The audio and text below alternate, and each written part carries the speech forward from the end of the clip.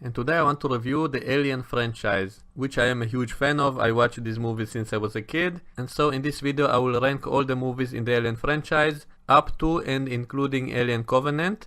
Now I'm ranking them according to my personal taste, according to how much I enjoyed each of them, and according to their rewatchability. The way I rank movies is that if a movie is highly rewatchable, if I can watch the movie again and again and it's still fun, then I would rank that movie higher. So sometimes there are really good movies which are awesome at first viewing, but they don't really have a lot of rewatchability, and so I would rank such a movie lower, because in my opinion that's one of the factors that makes a movie great. Also, I'm ranking them according to my personal enjoyment of them as a movie, and so in my opinion the second movie, Aliens, is the superior one by far from the entire franchise. Even up to today, Aliens is not only the best Alien movie, it's probably one of the best science fiction movies of all time. In my opinion, it's still one of the best ones ever.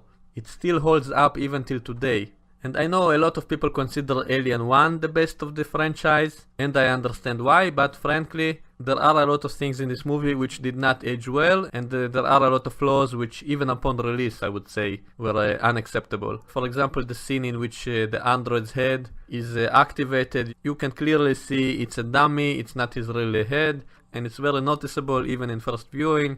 The last shot of the alien, when it was flying around in space, you can clearly see it's a man in a suit. So there were flaws like that, but in Aliens by James Cameron you don't really see any flaws. The alien queen is perfectly done. When the queen takes Bishop and rips him in half, it looks perfect, absolutely perfect, even till this day. It looks better than any CGI, so it's simply flawless. The movie is simply perfection. Visually speaking, in terms of special effects, it's far more superior than Alien 1. Now I know it's partly because of simply a bigger budget, but still I don't think you can deny this fact that it's simply visually much better. And it looks even better than today's CGI. I mean, today's movies still don't look as good as what James Cameron managed to achieve with purely practical special effects. So it's really amazing that it still holds up even today. It still looks better than today's monster movies. So that's on the technical level. Now, as a movie as a whole, I simply enjoy Aliens better. Now, if I had to judge these movies as horror movies, then I probably would pick Alien 1 as the best one. First of all, it was the most original, obviously, so you had no idea what to expect. So upon first viewing, you probably would be a lot more shocked by it, and it would be much more effective as a horror movie, because you never know what to expect, you don't know what the monster will look like, and when you only see glimpses of it in the shadows and stuff like that, so it's far more effective as an actual horror movie. In terms of the tension, the atmosphere, all that stuff is very well done in the first movie, but I'm not judging them as horror movies, I'm judging them as general movies, and I think Aliens is far more superior film in general. It has a lot more stuff going on, the pacing is much better, there's a lot more characters, a lot more action, there's a lot more stuff going on in the movie, there is more drama. I like the connection between Ripley and Newt.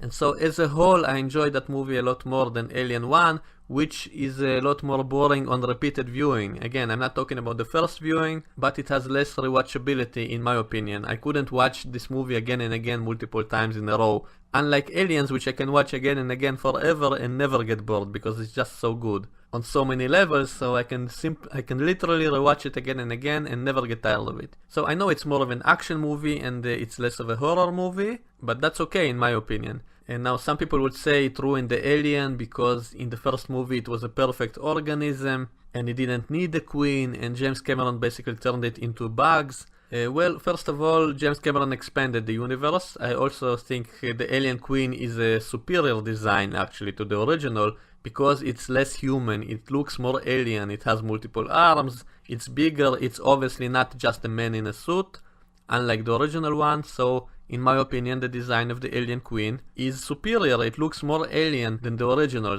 As for the alien being a perfect organism, I know that Ash said it in the first movie, but really there were no indications of that in the actual movie so much. I mean, the alien really wasn't that powerful in the first movie. For example, the facehugger can only impregnate one host at a time, and then it dies. And then the alien itself can only kill you, it can't really impregnate you.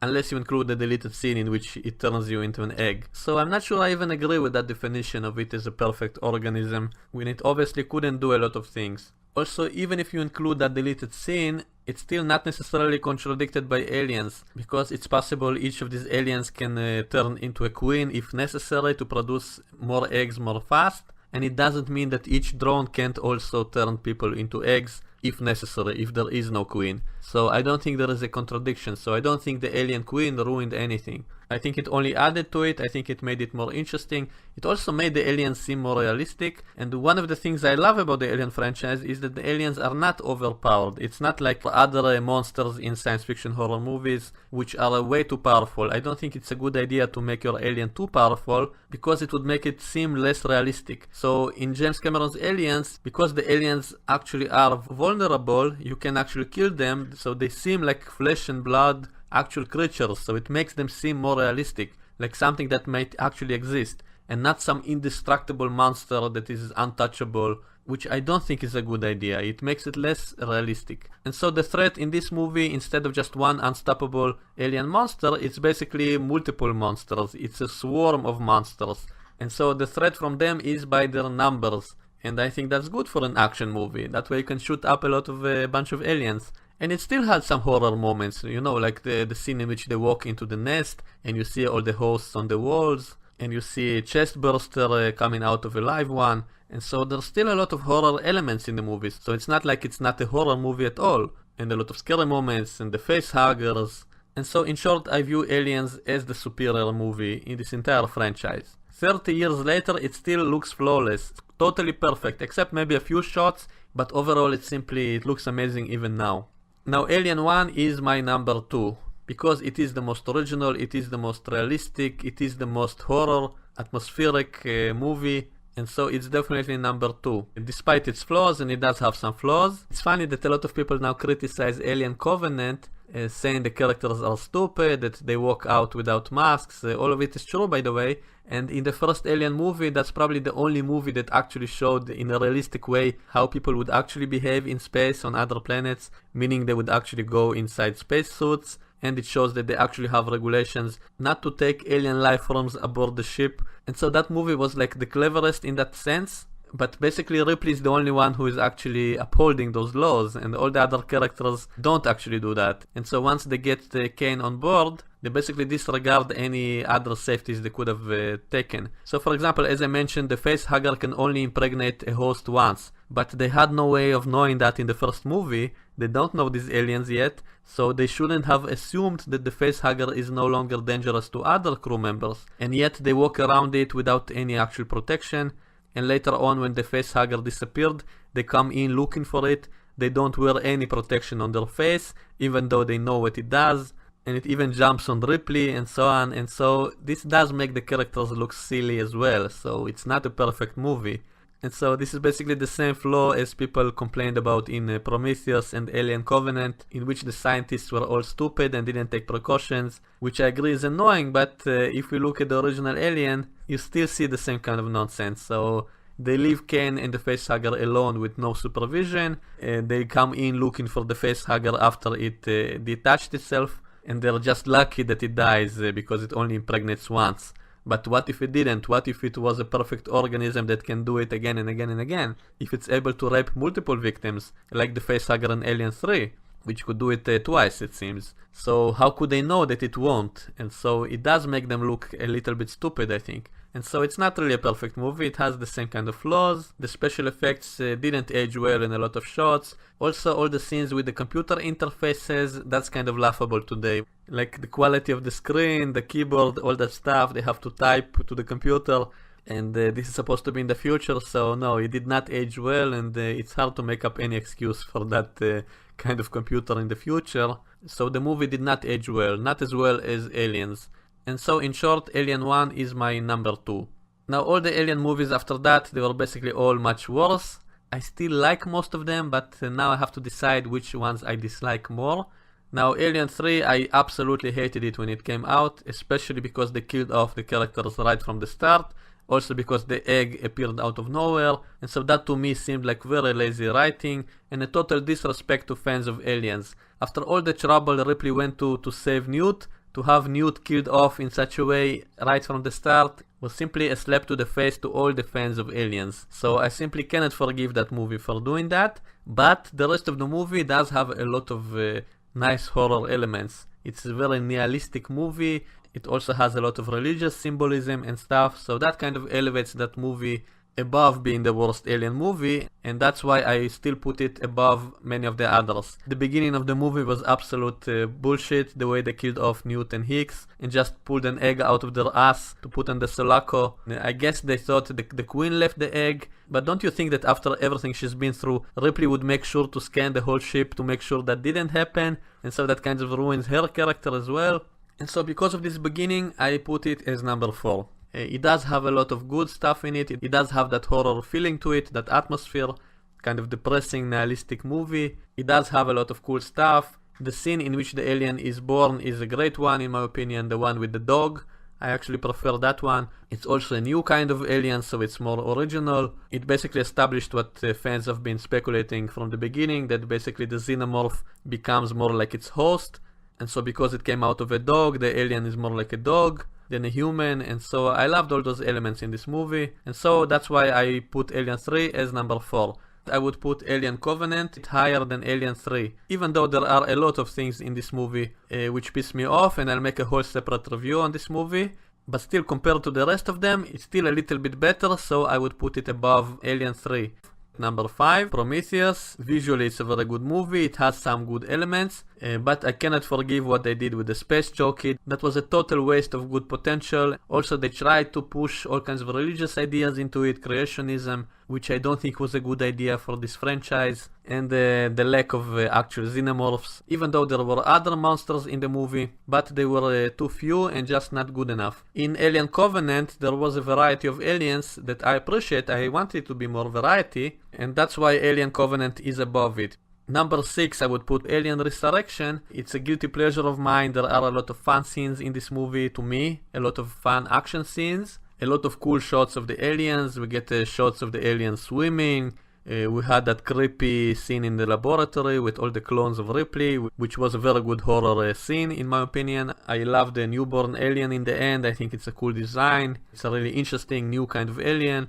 The death scene of that alien was pretty gory, and I kind of like it, even though it doesn't really make sense scientifically because the atmospheric pressure is not high enough to push someone out of a tiny hole into space. But you know, that whole movie was more of a comedy. It was kind of a parody of the previous movies. Like, it didn't take itself too seriously, so it was more of a comedy movie in a sense. And that's why I kind of forgive it, because it's just a fun movie. It doesn't have to be smart. So I understand why it's hated. I understand why fans of the original Alien movies, which were such good serious movies, they were very realistic movies. And Alien Resurrection is kind of silly, it's kind of comedic, not taking itself seriously, a lot of silly stuff. So even from the beginning, when they cloned Ripley just to get the alien back, it made no sense.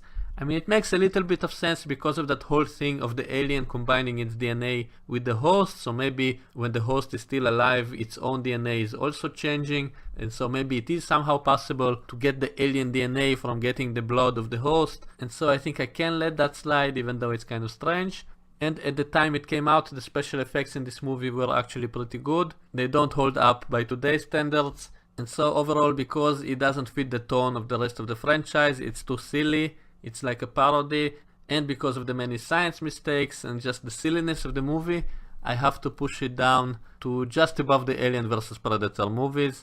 And by the way, a quick side note, I think this might be funny. I live in Israel, and the name of the movie Alien was actually translated into Hebrew as The Eighth Passenger. In Hebrew, Hanosea Hashmini. And it sounds really cool, and it fits the plot of the first movie, because the crew was 7 people, and so the alien is passenger 8. But of course it doesn't fit any other movie, and yet they still continue to call all the next movies the 8th passenger. But you know, in Alien Resurrection, because Ripley was actually clone number 8, it actually fit that title really well. And so I remember thinking, what a nice coincidence that the name in Hebrew actually kind of fits the plot of the movie. So that was kind of a lucky coincidence. But anyway, this is just a side note. So the next Alien movies that came out were the 2 Alien vs Predator movies, and I think both of them are pretty bad, and I would put them at the very bottom of my list. And number 7, I put Alien vs Predator 1, which was a pretty horrible movie, totally boring. The first hour of it was just total bore. The only redeemable parts of the movie were the actual action scenes between the aliens and the predators, which were pretty cool. And also the action scene with the alien queen in the end. That was pretty nice to see the alien queen again, even though it didn't look as good as the one in Aliens, because this time it was all CGI. And again, it speaks volumes about the brilliance of James Cameron, whose old movie still looks better than today's movies. So Alien vs Predator was a pretty bad movie in general, but it did have some good moments, some good action scenes, and so that's why it's number 7. And number 8 is Alien vs Predator 2. It was basically like a horror movie with teenagers. I didn't care about any of the characters. They were some annoying group of teenagers. So it's basically like a slasher movie with predator and aliens, and the action scenes were not that good either. You could barely see anything. It was all in the dark. Too much close-ups. You couldn't see any actual action scene. And so it was pretty bad movie. There are like a few good moments in it which I liked. For example, I liked the alien predator hybrid. I think that was a cool idea. I also like the idea that it was able to impregnate hosts directly without using eggs, and that's something I think from the first movie should have been done. I think if it's a perfect organism, then it should be able to do this right away. It shouldn't have to rely on eggs and all that stuff. If it's indeed a perfect organism, or if it's a bioweapon as was implied. So either case, it would make sense for it to be this way, and so this movie finally did this idea. Also, we had a cool shot of the Predator planet in this movie. So it did have some redeemable elements in it, but in terms of rewatchability, it's probably the lowest one. It's the most stupid, the most lazy. I can't remember even a single human character in this movie. It's just terrible. And that's why I put that movie as the lowest one in the franchise. And so this is my ranking of the Alien franchise, and in the future I will review some of these movies in more detail. So please subscribe to my channel, leave a like, and I will see you guys next time.